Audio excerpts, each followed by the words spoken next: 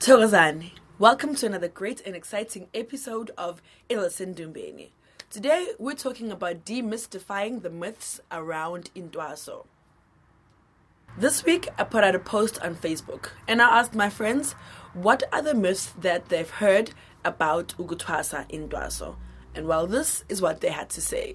So basically, all the questions I'm going to answer today are going to be based on that particular post and demystifying all that other people have been sharing and incorrectly sharing about the process of Intwaso. So please do humor me. And I think it might be a very funny or quite quirky or, a light-hearted video this time around because it speaks to how fast news travels, especially miseducation about stuff that really, really would affect someone. And it ends up instilling a lot of fear in people and making them very shy and afraid to approach their callings. So, stay tuned.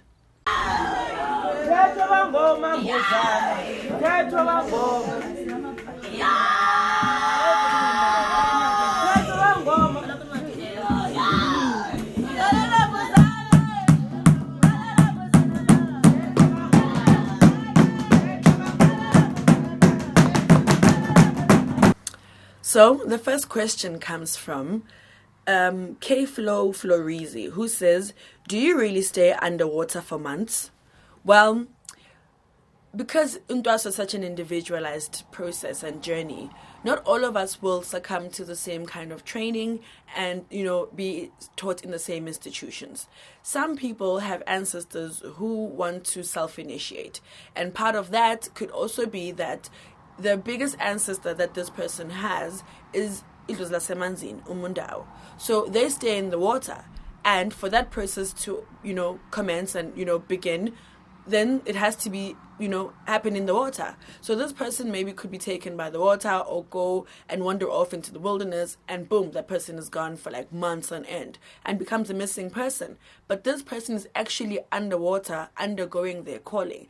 And yes, weirdly enough, there's a world in the water where you're able to breathe, function as you normally would on land. That is basically how a person who's taken by the water then becomes, a sangoma or gets initiated. Another thing about water initiations is that questions would come up of then how would your family know to fetch you? When are you going to come back? How safe is it? What's the procedure around it? And sometimes there's detailed as that your ancestors could make your family dream about your day, the day that you come back. So there could be a particular dream where maybe X amount of people in your family are having a dream about you being returned from the water, and that's how, in essence, you're going to come back. And we should be sitting on the side of the riverbank, and we should be playing drums and awaiting your arrival. And in essence, there'll be an exchange of maybe like a particular animal, specifically by the ancestors, as to how they're going to bring back this person in exchange for that offering. Second question goes as follows, by Keletso Kaladira. She says that you sleep with snakes. That's part of the myth that she's heard. Well, actually, there's no such thing, and I find that there's a lot of laughs and comedy around her particular post. That's exactly how we get initiated, and when we have to sleep with snakes, there's no such. Another question is by Legba Moon, and then they say that initiates sell their souls to the water spirits, and that is imvuma ugufa, meaning agreeing that you're going to take the calling. Well, that's also incorrect. We don't sell our souls. We don't sell our souls to anyone, to anything, for anything, because we are sent there to come to get initiated, particularly sent by ancestors. So there's no such thing. Here's one by Ellie Jacobs, and Ellie says, when you go to the river water to cleanse, is there a chance that you might not come back from those waters? And that particularly goes back to the same conversation with the first question, that's in essence how people who go for river who get initiated from in the water, that's how they get taken. Let's say you go paddle by the river. That's why it's such a very dangerous thing, and you have to be very careful. Never actually go inside the water when you go and paddle to your ancestors. You must stay on the riverbank and pour your snuff and your offerings, like your alcohol, your wine, your gins, your spirits, pour it into the water, but never ever actually go into the water in terms of you trying to communicate with your ancestors. And if you do need to get into the water, have someone who's more experienced and qualified, much like ourselves, ubungoma, that are going to be able to facilitate their process for you. Utami says, Utiti Mosa Kakota, that mauqeda ukuthwasa uzoba rich. Direct translation, when you finish getting initiated, that you're going to be rich. And actually, there's a very high possibility that you're going to be rich. First thing, that's influenced by idlozi. If idlozi lakho, if your ancestor is the kind that is privy to giving you money, and is a hard worker, and they attract lots of clients and all those things, and is really, really good at initiating their work and helping people, then obviously financial reward is imminent. Another thing that also affects or could influence whether that could be a possibility for you or not is the attitude that you carry and have towards your work. So if you come back and become a person who's more expectant of receiving than actually working for, Idlozi lakho, and actually taking the instructions as you get them by Idlozi lakho, that is a very big influencer towards whether you are going to get the rewards and the benefits of having monetary gain after heeding their calling. So Spunky Mulotsi is asking whether that you drink blood on the day of the ceremony. And my question was already to, who drinks the water? And she further commented and said, you, the Intwaso, the initiate. And my answer to that is, hell to the no.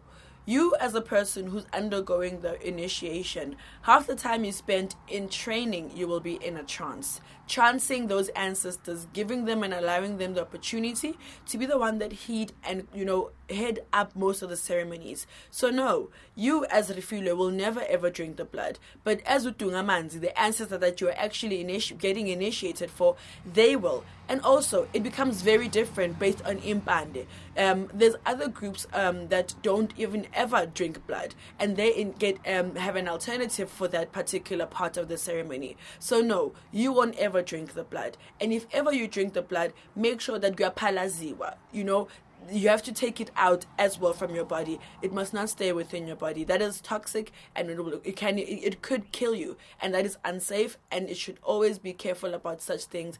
Be mindful of the person who's going to initiate you. They must know these things, or even ask them while you're still initiating about the processes, so you can get your comfort levels on check. Nompumelelo Manana says that you can complete within 3 months. I stayed longer than that though. I was strict, laugh out loud. It's okay, it was worth it. Well, Nompumelelo and others, generally initiation should take something like 6 months to a year, if not longer. It also depends on your situations. People stay in Intwaso because they can't afford to be released after they've actually got initiated. So anything less than 6 months is a disservice for Idlozi lakho.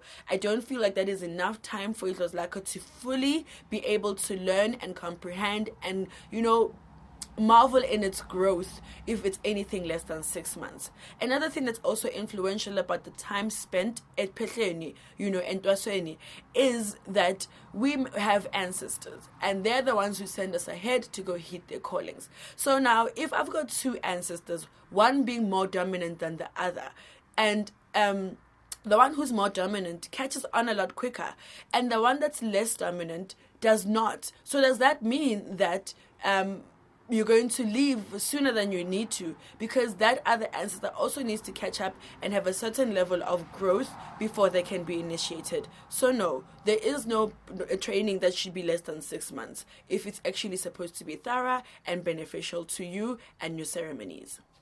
There is a question here by Ulirato Saint Lunga, and she asks whether ukuthwasa heals HIV and cancer. Okay, guys, this I find to be quite disturbing on many levels, and it needs a bit of seriousness to it. And as a person who needs to undergo initiation, you will be affected by a lot of things that ask of you to go heed your calling. The more resistant you are, the more affected you will be, especially on a physical level, where your health could also be affected. And those are the signs that speak to the fact that you need to go heed your calling. So like the more you avoid going to heed your calling, the sicker you're going to get, and the more different variations of sicknesses that your body will now have and suffer from. And as for you going into initiation to go heal specific things, much like cancer and HIV, that is a myth. Because most of the time, medical and Western medicine should always work hand in hand. Because we should be aware of your physical stature, your health history, But by the time I help you with your initiation, I can know if there are certain things I can influence about your natural body and your ailments on your body. There will be, however, certain ailments that will end up falling off, and you no longer suffer from them while you are doing and undergoing your initiation process. Because those were part of the guides and the symbols and the signs that show you there's an upset on your body.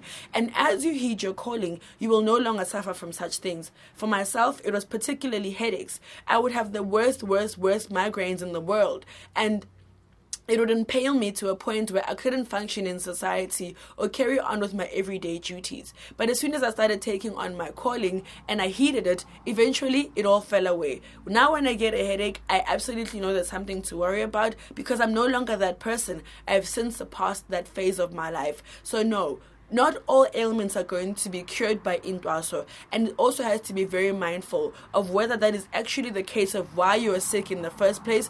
But don't take the short route of thinking that Intwaso is going to cure all of the things that are wrong with you. Some things are yours and yours alone, and some of them are hereditary and belong to your family. So don't try and feel like you're going to solve all your problems via Uktwasa.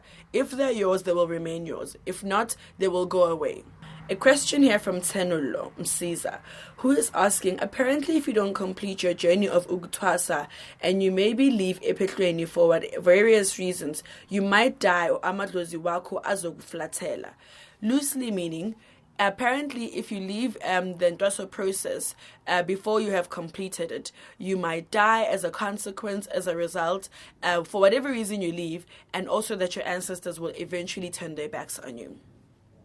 To answer this question, leaving Intwaso is never an ideal situation. That's why it's always so important for you to find out about the place that you're going into before you commence your training. So now, if you start getting very vivid dreams that are telling you about you packing your bags and you being taken back home, it speaks to an upset that's happening within your family and part of the things that need to be solved as part of your family, as how they go along and support and guide you. Secondly, you may be, having vivid dreams about your gobela turning on you and becoming a negative instead of a positive. Those are all signs that you must always heed and be very mindful of, because they will and could save your life. And if you need to go, ask your family, to partner on your behalf, at their homes, to speak about the process that they've released you to go and heed your calling. But now things are turning, very wrong for you in the process. And they can ask for you to be released to show that it's not coming from more of a defiant side of things than just someone who absently leaves and runs away. So yes, you should always be mindful of that, because people tend to see that it's actually quite hard undergoing the process of Intwaso and have a light approach to it. And as soon as they jump into it and start the process, they realize, oh my gosh, this is something far bigger than I'd ever anticipated, and they find the nearest gate and they leave. It could result in very bad things for you. Idlozi, is the one that sent you to your Twasa in the first place. So now if you're going to up and leave, you have to also contend with the results of that, which can also vary in many ways. Another question comes from Utando asking Uguti, if you are stronger, Ukobela must kill you. How true is that? And she goes on to say, I get that I'm asking because there's a video Gogo Moyo made about Ukobela aguvala, such things. Okay, loosely translated, she's asking whether is it possible for Ukobela wako, your teacher, to kill you because you are stronger than them? And whoa, this is very, very disturbing for people to feel like these are even possible questions. Because At most, you already are fearful of the fact that your gobela is going to have jealousy over your gift and the power and strengths of your talents and your ancestors. And they want to now take those ancestors for themselves. But as for going as far as killing you, that automatically speaks to the evil nature of your gobela. Again, be very careful as to where you go get initiated. If you do not dream about your gobela, I advise you not to go and heed your calling at that particular place. If anyone's going to kill you because you're stronger than them, already speaks to how weak they are on a personal and character-based level, that nothing else can stop them from going even further than that. So no, that's not supposed to be the case. And if you ever feel threatened, your life threatened, or feeling like you're threatened on a sexual level, Intwaso, please get out of that institution and go and make your apologies to your ancestors and ask for a pardon. But do not stay in those places, because that's where you're getting all the signs, and you'll be taken over by the people in that space. Listen. Here is a great question from another Lerato, Mahabane. How do you know which gobela is the right one for you to complete your calling? Okay. When it comes to abokobela, you have to have dreamt about them. That's first and foremost. I don't like particularly this whole referral thing, because where you went in terms of uktwasa, then you can be like, hey friend, my gobela is pretty great, you can go to her. Because as much as someone has twasad or taught many other people, and they have successfully done so, it does not mean that Lako is going to be able to also go under the same training by the same person. You, as a small person, as a person who's not taught anything, could get there and already your ancestors be far greater than your gobelas. So you cannot just up and leave and go. Always speak to your ancestors and ask for this guidance, and ask for them to be the ones that show you exactly who and where you should go to. Otherwise, don't go until you're shown.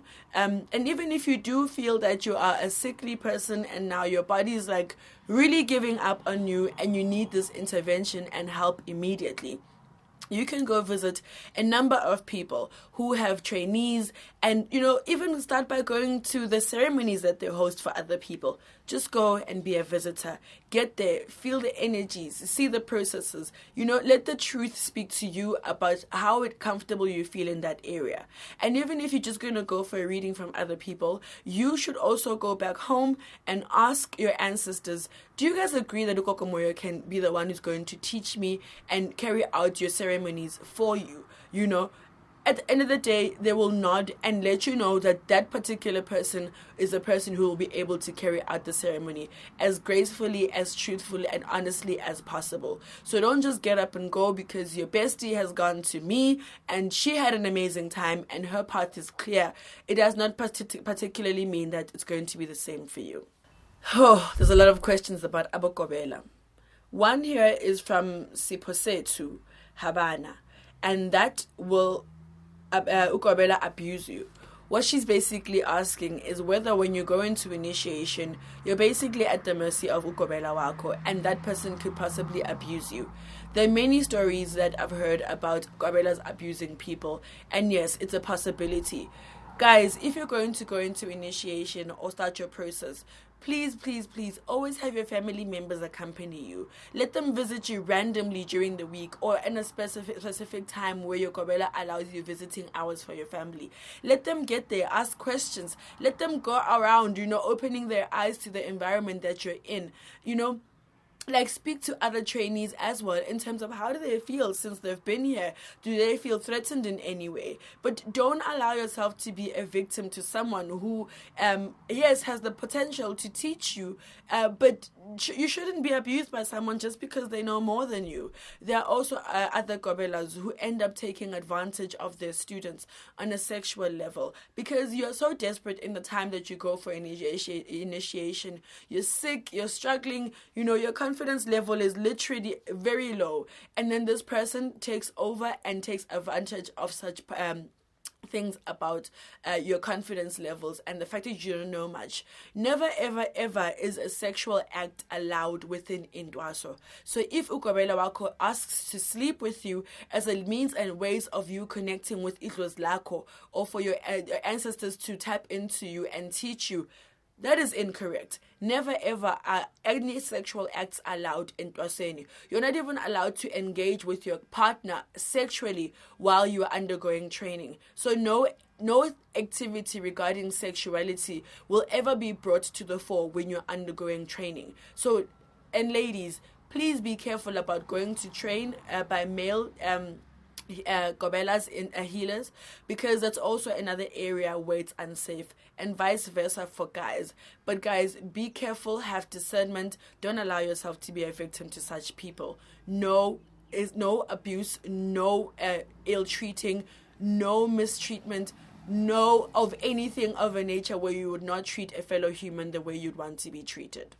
Ubusisiwe Mabuya asks that Amatwasa are not supposed to have sex. Ladies and gentlemen, I know you're very free and expressive people, and sex is something that's enjoyable. You share love via that medium, and you release a lot of stress via that, that activity. But anytime you're going to do any ancestral ceremonies, you must never, ever, ever engage in sexual activity. It's something that's very sacred.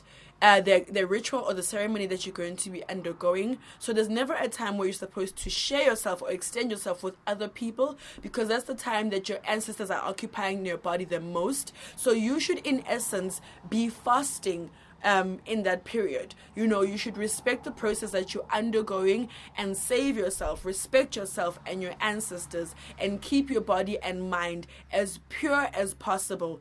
Don't ever engage in sexual activities, even if you've completed the process and now there's possibly upahla or a ceremony that you have to undergo. While you're leading up to that ceremony, perhaps a week or 2 weeks leading up to it, you'll refrain from eating negative foods that affect that particular ancestor. You'll refrain from having, swear words come out your mouth, speaking ill of things and people around you, carrying a heavy and negative heart. You will refrain from having sex. You will stop anything that will hinder or disturb the process that's going to allow Idlos Lako to flourish, because ultimately we do these ceremonies for them. So if we're going to still contend and want to fight for occupation of the body at particular times, then you are misguided and losing the plot of why actually we undergo and partake in these processes and ceremonies.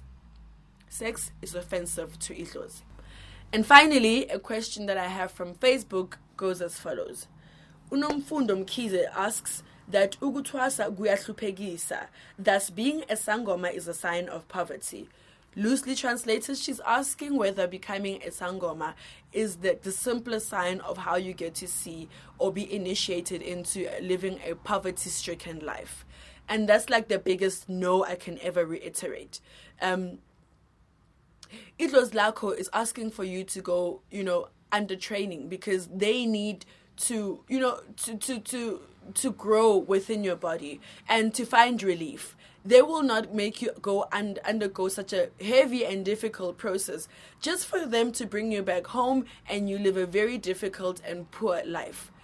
Hence, we have very many services that we provide to people, and there's always a monetary gain in terms of when someone comes into your practice, bayakanyisa, they are showing respect to the ancestors that you've undergone training for, and they'll hand over money in exchange for the service and the wisdom and the guidance that you're going to provide for them.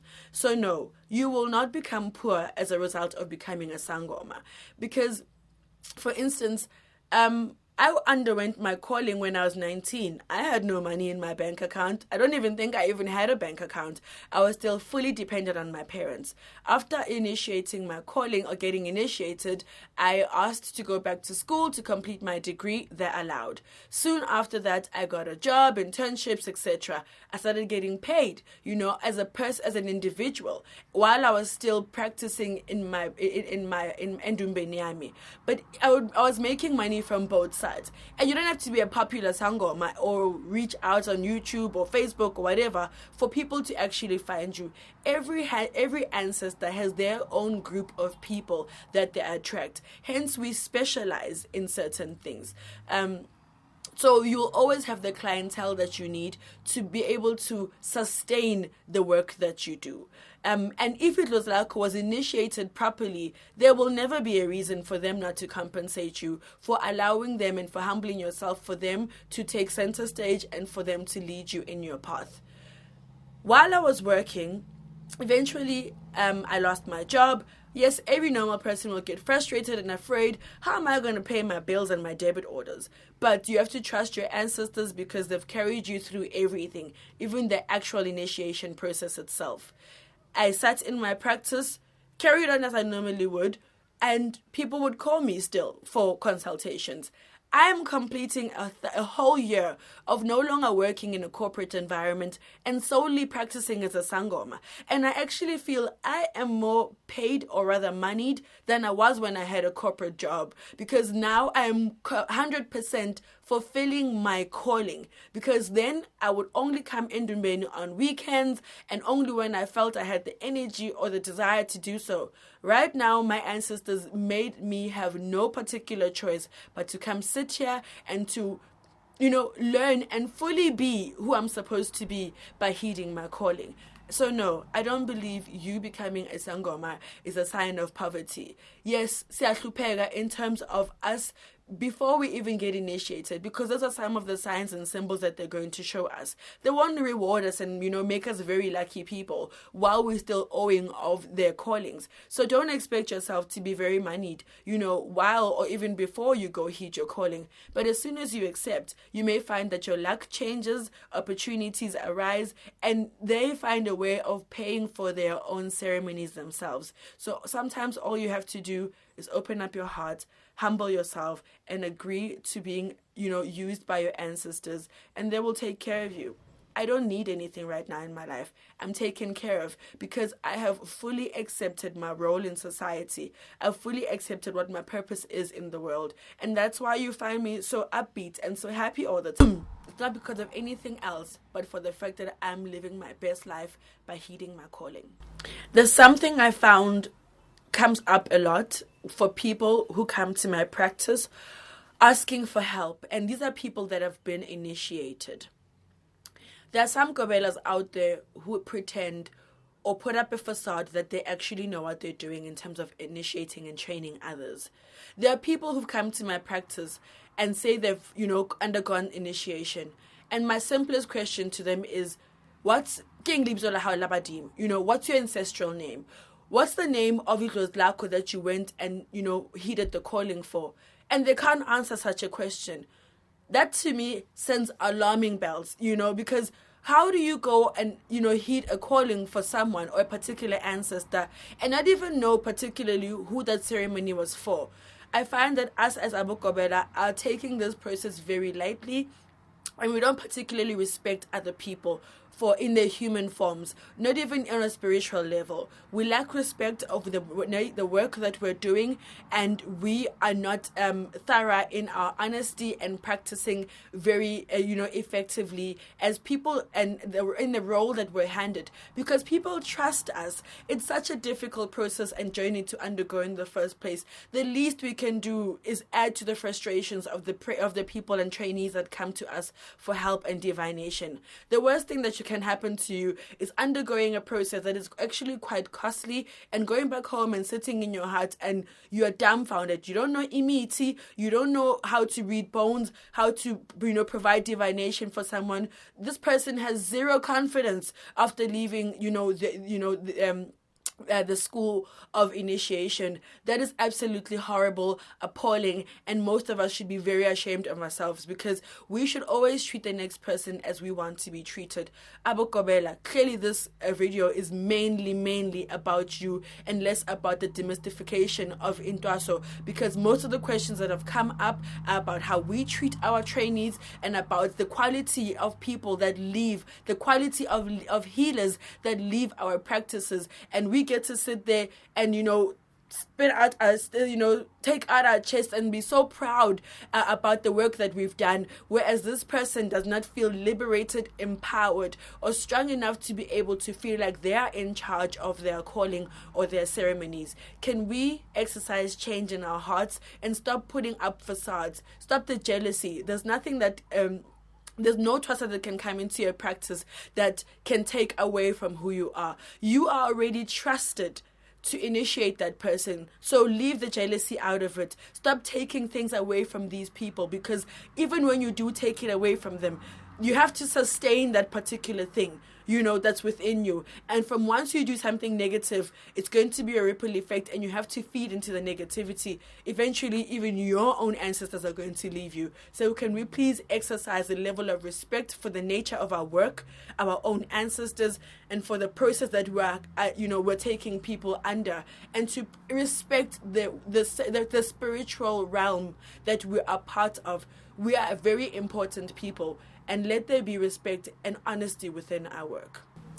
And on that note, that was our video today on demystifying the myths of Ubungoma.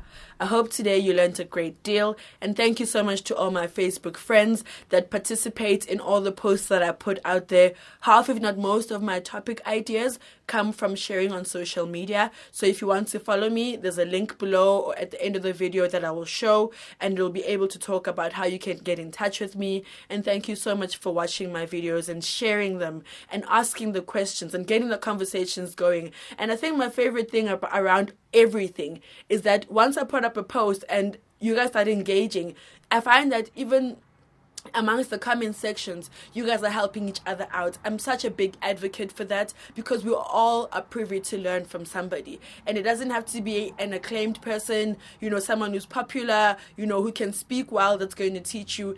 Any person of any nature, of any age, or any descendant can be able to teach you. So please, let us be very giving and open up our hearts, because we're able to assist someone.